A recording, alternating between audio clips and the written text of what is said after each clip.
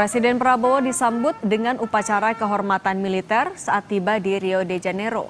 Indonesia yang kini sudah resmi menjadi anggota BRICS akan mengikuti KTT BRICS perdana yang diselenggarakan pada 6 hingga 7 Juli di Brasil. Presiden selanjutnya akan ke Brasilia pada 8 sampai 9 Juli. Prabowo dijadwalkan menggelar pertemuan membahas kerjasama bilateral.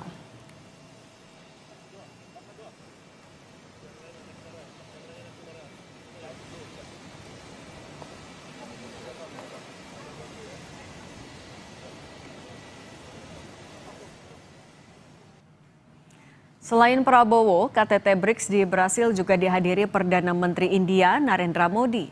Dalam KTT ini, Modi diharapkan menyampaikan pidato tentang sektor-sektor utama yang berkaitan dengan agenda dan pembangunan BRICS.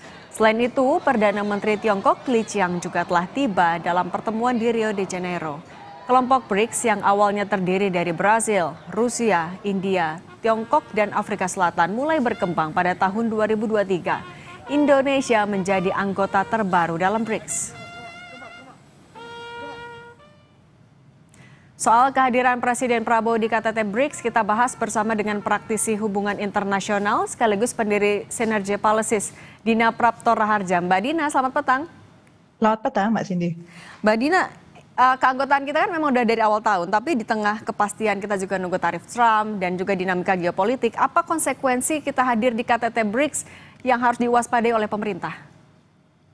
Summit adalah pertemuan paling tinggi ya dari BRICS, dan BRICS itu statusnya sebenarnya baru forum, tapi forum yang punya simbol politik penting karena OECD misalnya, kalau OECD itu udah organisasi negara-negara maju yang sudah sangat established ya, udah jadi gitu loh. Jadi udah ada aturan mainnya jelas segala macam. Kalau BRICS itu statusnya masih dalam proses, masih dalam pembentukan. Jadi every step of the way, setiap langkah itu penting sebenarnya untuk dikawal.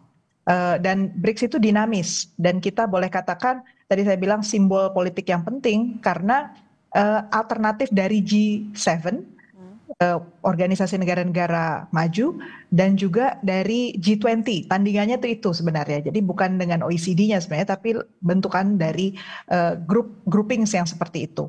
Jadi konsekuensinya kalau kita hadir di BRICS ini, memang dinamisnya itu loh, suasananya sangat dinamis. Jadi kita mau bawa catatan yang baku gitu ya, datang ke sana, itu bisa terkaget-kaget tentunya karena bisa saja situasi berubah cepat.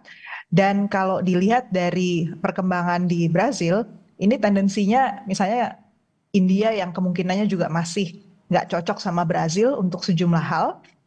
Kemudian kemungkinan Tiongkok juga masih terus ditekan oleh Amerika Serikat, Rusia masih ditekan Amerika Serikat. Jadi keputusan akhir dalam bentuk joint statement itu bisa jadi akan sangat dinamis sampai last minute. Nah Mbak Dina, tapi ngomong-ngomong soal Amerika Serikat tadi, apakah akan mempengaruhi hubungan diplomasi Indonesia dengan Amerika Serikat di tengah kita juga masih negosiasi soal tarif Trump? Sebenarnya itu tergantung gimana kita menghadapi Trump aja ya. Karena Trump itu kan strateginya adalah menghentak di depan, tetapi faktanya dia sebenarnya juga tahu skema dari logistik global, misalnya ekonomi global, value chain di tingkat global, itu memang mayoritas sudah dikuasai oleh negara-negara BRICS, terutama oleh Tiongkok. Jadi caranya kita berhadapan dengan BRICS itu yang harus kita antisipasi. Sekali lagi saya garis bawahi kata cara, karena soal what kita ya atau tidak dengan BRICS sebenarnya udah inevitable ya, tidak bisa dihindarkan. Karena kenyataannya memang penguasaan dinamika ekonomi global itu sekarang dikuasai oleh Tiongkok, dipengaruhi oleh Rusia juga, India juga punya andil. Jadi menurut saya kalau kita tidak masuk di dalamnya, kita juga ketinggalan. Mbak Dina, kan pemerintah bilang di KTT BRICS kita akan memastikan posisi kita sebagai jembatan, mau menjadi jembatan untuk dunia internasional. Di KTT BRICS itu akan bisa dimaksimalkankah oleh Presiden Prabowo Subianto? Kalau itu sebagai cita-cita, silakan saja. Kendalanya kalau menurut saya, di antara negara-negara BRICS ini produk-produknya hampir sama. Basisnya itu komoditas, dan komoditasnya juga banyak di sektor tambang. Kemudian juga kalau kita lihat penciptaan lapangan pekerjaan dari sektor-sektor ini di semua negara itu relatif masih terhambat gitu. Jadi kalau kita mau menyelaraskan langkah dari negara-negara anggota ini supaya lebih bisa punya impact buat masyarakatnya sendiri. Nah, di situ kendalanya saya kira sebenarnya lebih dari sekedar retorika kita menjadi jembatan ya. Saya ambil contoh kemarin Tiongkok sudah membuka diri mau ikut investasi juga untuk produk baja di Indonesia. Ini angin segar karena sektor baja kita juga kena tampar cukup keras ya, dinaikkan lagi kan tarifnya oleh Amerika Serikat dari 25% menjadi 50%. Dan sektor ini sebenarnya sudah cukup tersendat-sendat perkembangannya sejak beberapa tahun lalu pasca pandemi. Tapi kita tahu juga bahwa dengan kita bekerja sama lebih dekat dengan Tiongkok, kemarin yang menjadi masalah itu sebenarnya adalah impor besi baja yang begitu banyaknya masuk ke dalam Indonesia dari Tiongkok dan tidak sesuai dengan standar nasional Indonesia sehingga dianggap membahayakan untuk konstruksi dan seterusnya. Jadi hal yang seperti itu yang saya lihat masih ada gap ya antara industri dengan langkahnya pemerintah. Itu yang harus diselaraskan. Nah, itu juga menyelaraskan agenda diplomasi dan politik antar Indonesia dengan negara-negara anggota BRICS dan untuk mengutamakan kepentingan ekonomi di negara kita sendiri. Apa yang bisa Presiden Prabowo Subianto lakukan di sana memaksimalkan peluang itu? Sebenarnya kalau saat di meja diplomasi, yang penting itu adalah sinyal-sinyal yang cukup jelas dan dipastikan juga bahwa instruksinya itu adalah menteri silahkan laksanakan. Jadi jangan semuanya harus presiden sampai detil-detilnya gitu ya. Karena faktanya di lapangan itu penyelarasan di nomenklatur antar kementerian, misalnya kementerian kita dengan kementerian di Tiongkok itu udah match atau belum.